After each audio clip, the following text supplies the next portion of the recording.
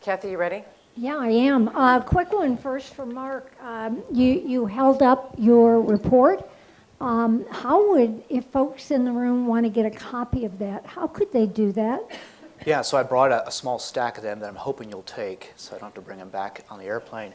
But you can get it online as well on the Nashville Chamber website. If you have a problem finding that, feel free to connect with me through Education Trust Midwest. We have the last several years' versions online, and our new report will be out in December of this year. Thank you. Amber, interestingly enough, first question is directed at you, although I'm sure the rest of the panel face similar problems in their state. We understand the depth and breadth of the educational situation in Detroit, but what about other communities? Michigan cities such as Flint, Lansing, Kalamazoo, Ann Arbor, Traverse City, Grand Rapids. How does all that get balanced? So, no, that's a great question. You saw a slide of how Detroit is doing compared to other urban districts around the country. And I think there's a big assumption in Michigan that Detroit is the lowest performing school district. That's the narrative that people have in their head that we encounter a lot. And in fact, it's not correct. There are actually several other school districts in the state and many charter districts that are underperforming Detroit public schools, including Pontiac, including Flint, my hometown Pontiac, and particularly for African American students, which is really, we have been underserving in a devastating way for well over 30 years in Michigan. I think what's changing is that for so long, people assumed that that black or brown kids or low-income kids weren't doing well because they were poor. As you were saying, what can we do? This is what we have to work with, right? And I think what's really changed in the last 5 years is that data has been becoming more transparent, is being shown, and we've seen that other states have their African American students are 3 and more years ahead of our African American students. Their low-income students are learning among the top low-income students in the country and the world, whereas ours are underperforming most of the developing world. So when you think about that and you think about things like the literacy rates in places like Pontiac, Grand Rapids, Flint, Lansing, 10 minutes away, that we have literacy rates among our young children that are similar to Guatemala, right, Central America, rural areas of the developing world. It tells you that this is a statewide problem, and with strategies and investments and more coherence and people rowing in the same direction, I think, which you guys have shown is possible. When we get serious and we get focused, that all kids, right, all boats can be lifted, right, in a rising tide. And I think despite those gaps and those persistence gaps, your kids of color and your low-income students have been rising, right, along with white students, despite the gaps, although those still need to be addressed, right? So I hope that makes sense. Paul, this one's aimed at you. Massachusetts had its turnaround as it began, it sounds like, in the early 90s. Could you succeed today in a more polarized political environment? Michigan often sort of seems pretty polarized. Yeah, I mean, I think it's a tougher environment when I come and talk to people here and sense the differences. You know, it's one of the astounding things in education. At some level, in virtually any room you can go into, if you say, we want to prepare all of our students for success, and by success we mean we want them to get and hold a 21st century high-skill, high-knowledge job that will enable them to support themselves and a family. We want them to be active, informed citizens capable of being leaders should they choose to do so. We want them to have all the character traits we associate with family leadership should they choose to have a family. We want them to be fulfilled individuals and lifelong learners capable of solving problems that we as educators today can't even conceive of. Well, most people in most rooms I go into will nod at that and say, that's what we want to do. The problem is we get into violent disagreements about how we get there.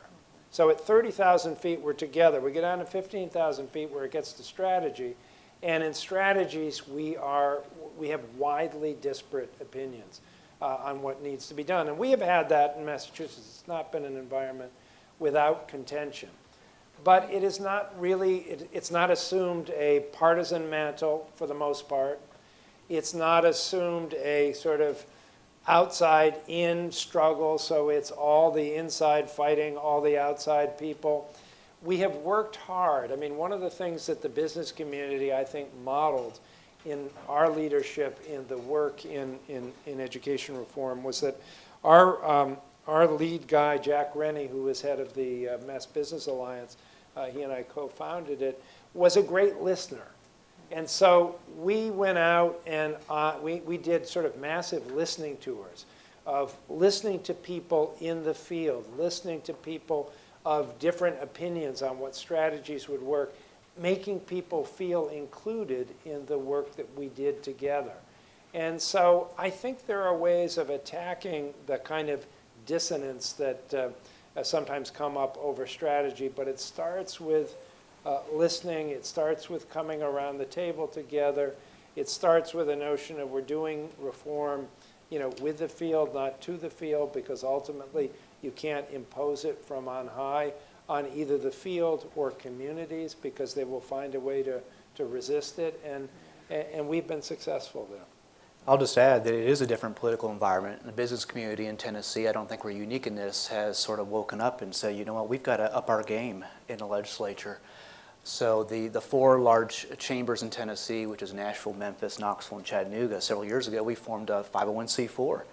And back in 2014, when we got enormous pushback from certain legislators on our standards, we were using that C4 and we were running radio ads in districts, encouraging representatives and senators to stay the course on rigorous standards, because folks from out of state, groups from out of state were dumping money and on the other side spreading conspiracy theories. And so your local business communities are going to have to engage in a different way than they did in the past to make sure this stuff not only gets passed, but it sticks.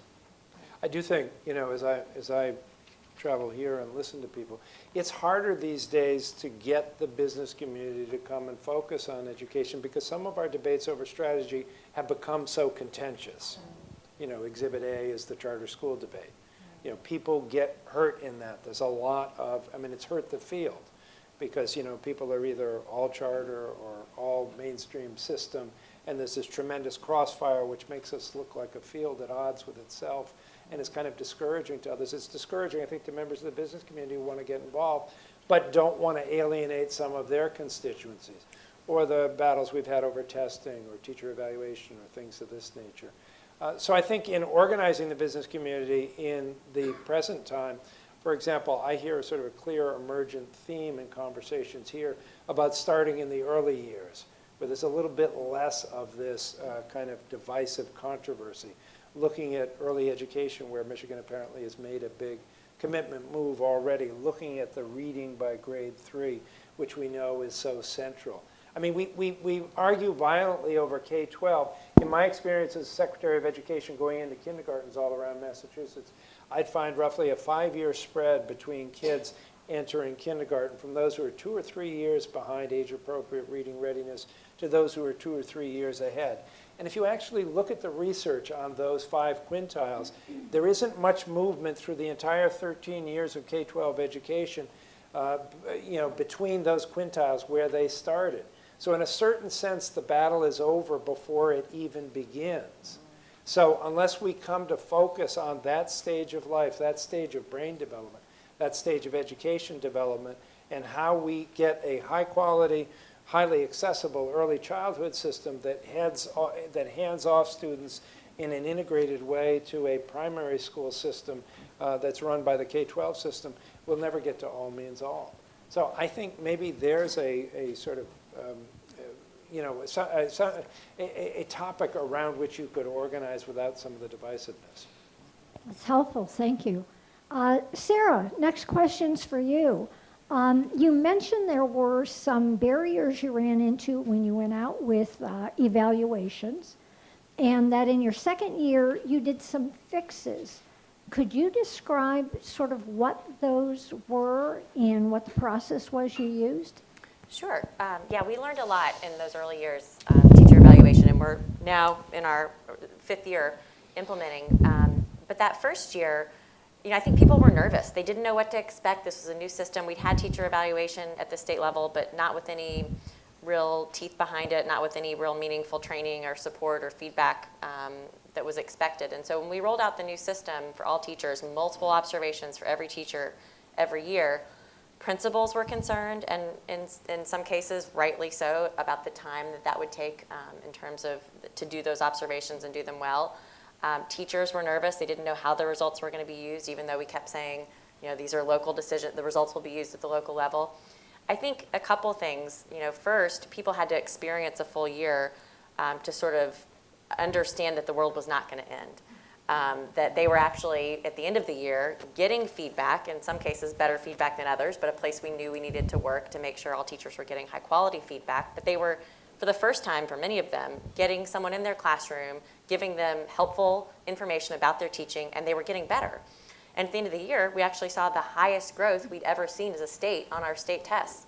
And so not only did people not get fired in droves, they got feedback and they got better, and they saw their students grow as a result. And so moving into that second year, we issued a report the summer between first year and second year that sort of tried to capture all the feedback and the listening tours that the department had done, our state partners had done, what we were going to be proposing to change.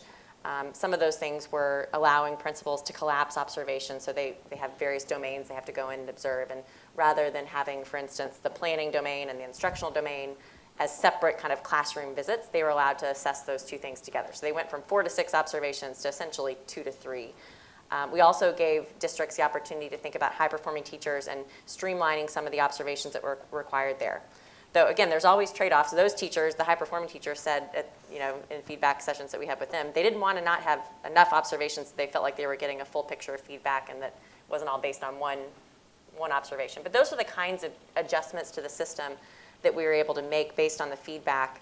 Some of them were legislative changes that had to be made. Some were state policy changes. Some were just better guidance and training from the State Department. But I think the public nature of that report and the fact that we really did listen and people saw the power of the feedback and the cycle of improvement really start to take effect even in that first year made the second year very, very different. And moving forward, we've continued to issue a public report each summer about what we're learning, what changes to the system will be made. And I think people have appreciated that sort of transparency of process.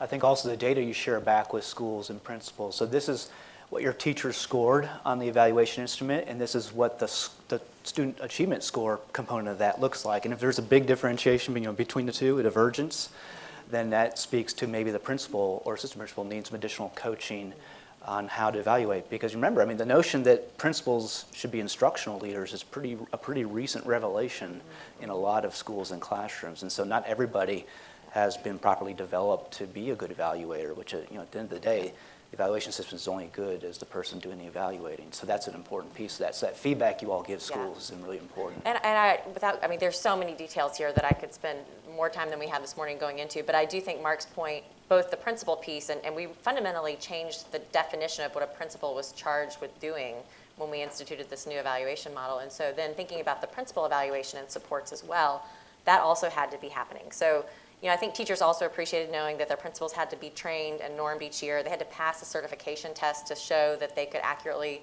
observe instruction and score appropriately. They had to be retrained. They had to go do additional training if, again, not that you would expect the scores to all be the same. They're in some ways capturing different things. But if you've got a teacher who's scoring 5 on value added, meaning the growth is off the charts and they're getting a 1 on observation, or vice versa, then the teacher is getting mixed messages, and that's where the state's able to sort of show that data to districts and say, what do you think is going on here? How can we help you? Or do you, what's your plan to figure out, how teachers can get more consistent? You're bumping. I think add one comment on that.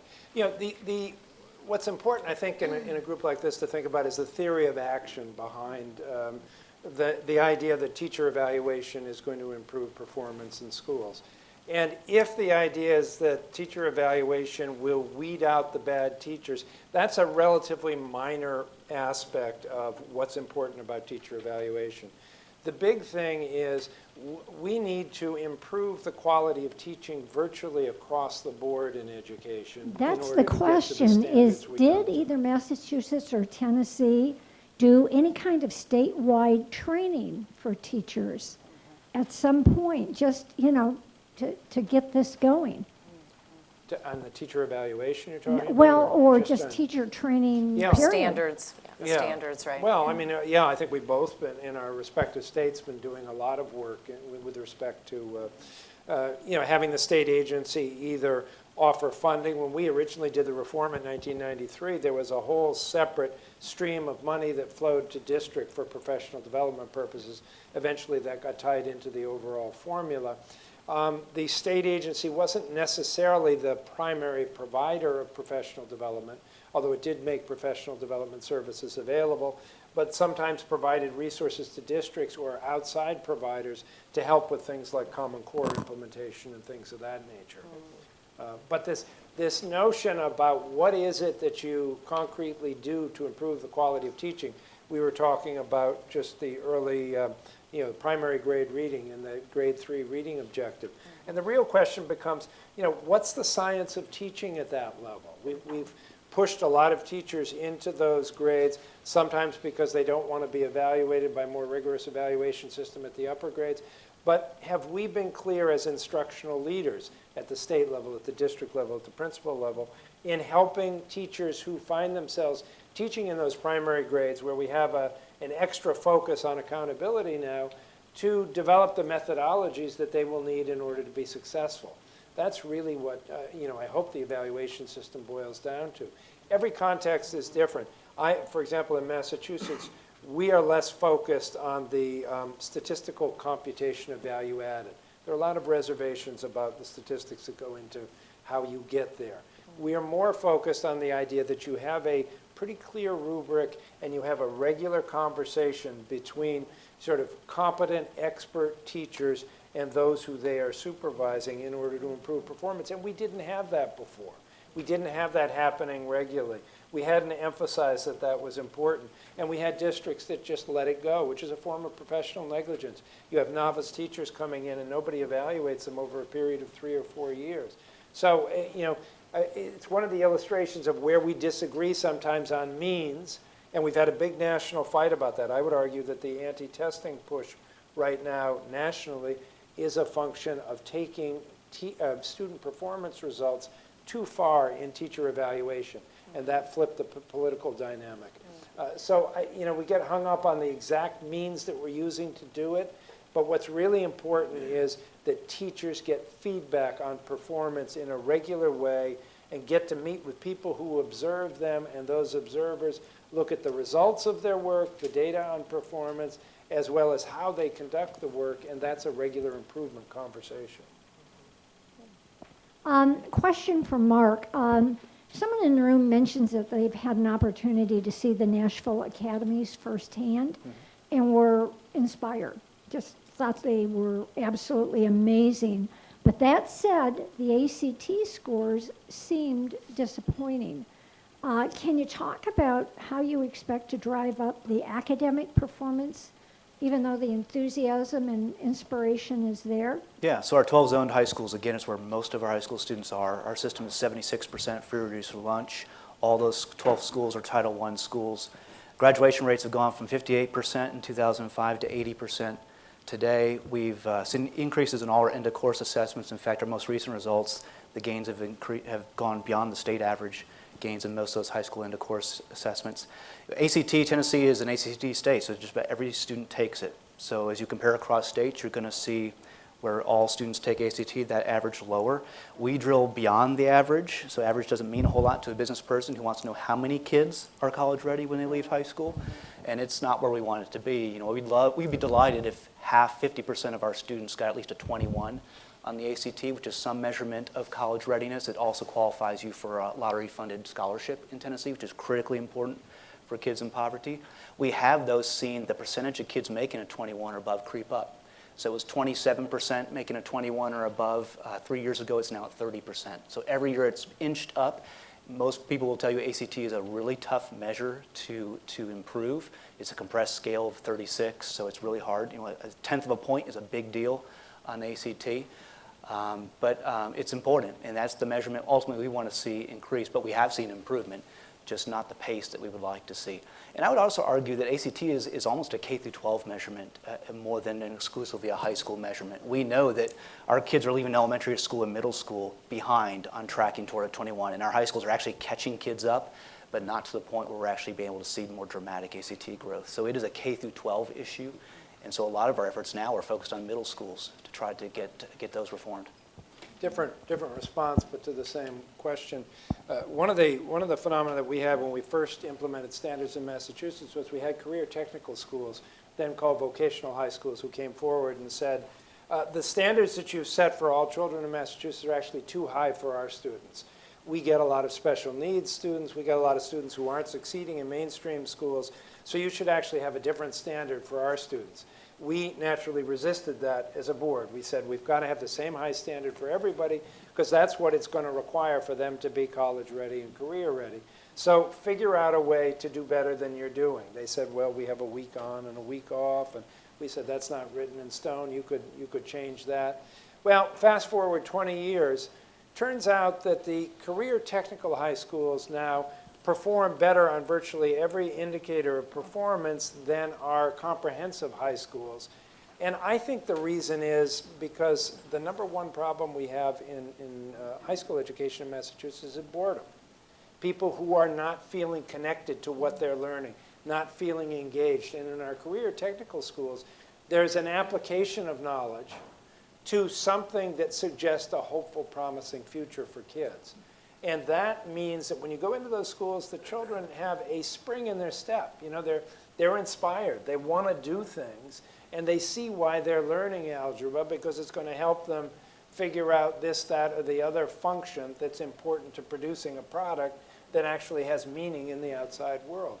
And so that's made a big difference. And I think one of the things we need to work on is exactly what the academies are about, is how do we bring more applied learning into the mainstream comprehensive schools?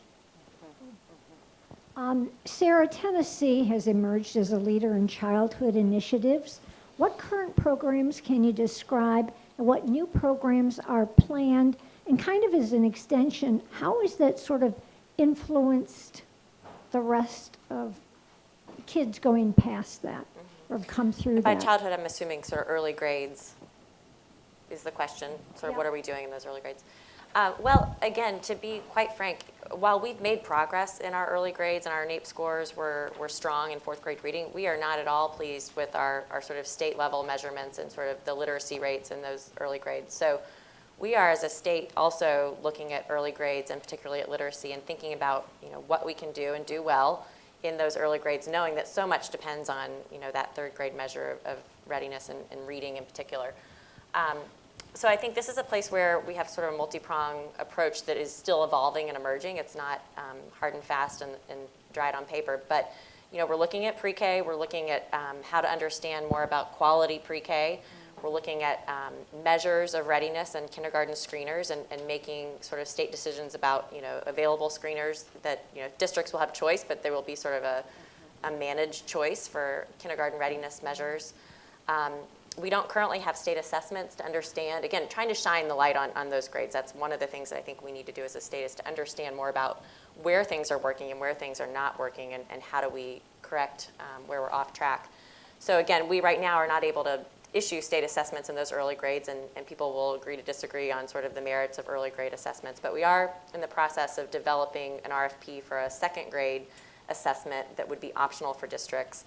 That would give us a little bit more visibility and understanding about, you know, again, where they are in second grade, would also give us some value-added measures for second and third grade teachers, which would be helpful in our evaluation system.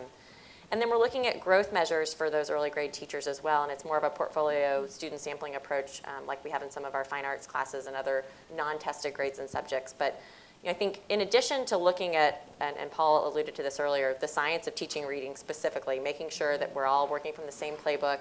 We're partnering with teacher prep on that as well to make sure that teachers coming out of the programs that are training our teachers for the early grades are really taking that seriously, and that we have a consistent approach across the state for how you teach reading. And that's a major lift, and I mean, if we can get that right, that will have, I think, huge dividends for how our students do beyond that. So it's a nuanced and multi-pronged approach. I haven't even talked again about the RTI, but I think the early interventions is also so critical in those early grades and feeds into this strategy of really helping to intervene with students early when they're off track, and what do teachers need to know and be able to do for that to happen. What are the supports, what are the strategies and the ways that we can shine light on instructional practice in every classroom. So those are some of the things that we're, again, evolving as sort of strategies for early grades, but it's not, I wouldn't say, a single prong approach. I have a final question, and it goes to each of you individually, and it sort of summarizes many of the questions that have come in. What has been the single most effective tool for improving student achievement? If you had to say there was one thing. Paul, can I pick on you to start us off? Well, I'm tempted to say one thing on the macro level and one thing on the very practical level. On the macro level, improving student achievement in Massachusetts, leadership was key. People who at the level of significant responsibility, whether it be in business or in government or in the education sector itself, who saw that this work of improving education was vital to our collective future and deciding to make that an urgent priority, that made all the difference. Without that, we wouldn't have the structure and framework that we have. Down at a more micro level, I would say building a set of high standards, measuring progress, and making those results public was critically important. Thank you. Sarah? Yeah, I may sound like a broken record, but I'm going to take a liberty and couple two things together that I think have worked in tandem. I think in Tennessee specifically, we had to raise our standards and our expectations for students. We had to have more ambitious academic expectations for students in our state. For too long, we had set the bar too low. So I think raising our standards was critical. And then I do think, and I may be biased in this because I've spent a lot of time in our teacher evaluation system over the last few years, but I think having a lens into teachers' instructional practice in a way to understand performance and give differentiated support, without that, you're just flying blind, and your strategy is inherently dependent on that micro level instructional practice in every classroom for students, particularly those that are farthest behind. So I think higher standards and some lens into instruction vis-a-vis teacher evaluation and sort of instructional improvements.